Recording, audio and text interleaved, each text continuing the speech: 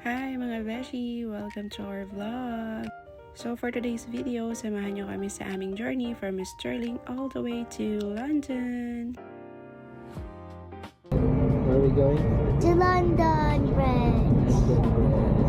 So super excited nga kami kasi this is not just a normal trip.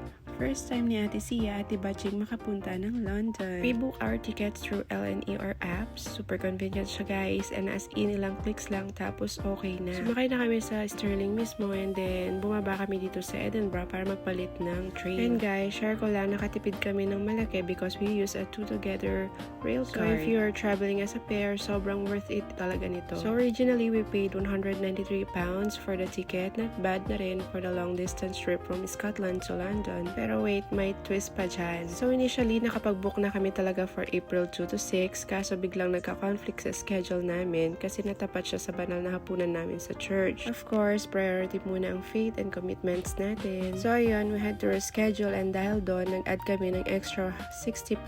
Medyo masakit sa bulsa, pero okay lang, at least natuloy rin yung trip. And pala mga beshi, pasensya na at hindi pa ako marunong mag-edit ng mga videos na galing dito sa ating camera. So alam nyo guys, moment like this, yung simple lang na biyahe pero kasama mo yung mga tao important sa'yo, sobrang special niya. From Sterling to London, hindi lang siya travel, it's memories being made. So habang nasa train kami, nag-chill lang kami, nagkwentuhan, kumain, syempre hindi mawawala ang baon. So travel tip, always bring your snacks kasi medyo pricey din yung pagkain sa train. Si daddy na din yung nag-prepare niyan kasi ako talagang borlog talaga ang mami says ninyo. Kasi nakauwi ako nun sa bahay mga 1 na nun eh. At ang mali ko nga din, hindi pa ako nakapag-empake. Ang na-prepare ko lang, yung mga damit lang nila Sia. Pero yung damit ko, hindi ko pa naayos. So wait lang, may pa-voice overs Hey lang.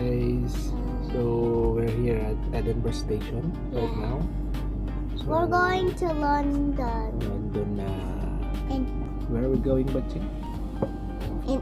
London. London Bridge.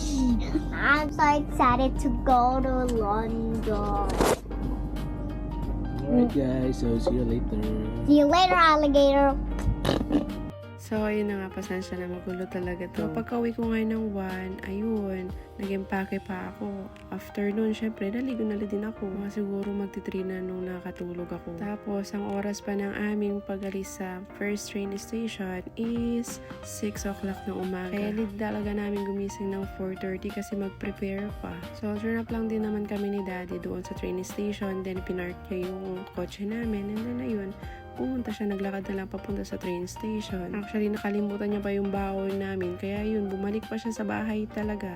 O, diba? Tulog kong tulog ang mami says ninyo kasi pagoda talaga. So, ganyan lang talaga yung setup namin sa buong 6 hours na biyahe. Kaya actually, parang mga 4 hours lang dyan sa train na yan kasi yung unang train, mga 1 hour kami, ganun. Eh, na-try na din kasi namin mag-train papuntang London. Pero, hindi pa namin na-try mag-train. Kaya naman trinay din namin. And sobra mga beshi.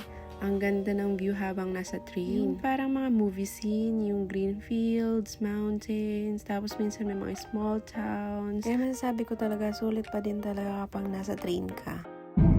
And this is my dad over here. Say hi. This is my sister. This is my sister. Say hi, Batching. Hi. This is my mommy. This is my daddy. Ate ko said hi. Ate ko said hi. That is our luggage right there. Guys, so see you later. Alligator. We're in King Cross Station. Yes, we're going to walk. We're going to walk. Yeah. This is our train like that. King's Cross.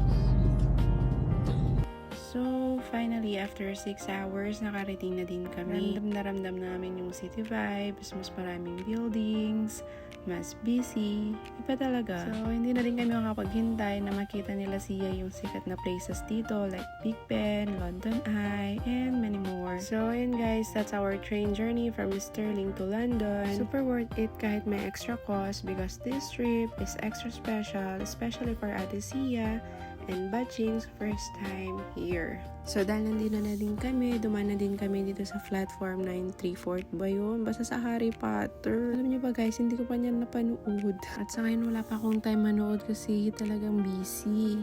Okay, so pupunta na kami kila Ate Rebel.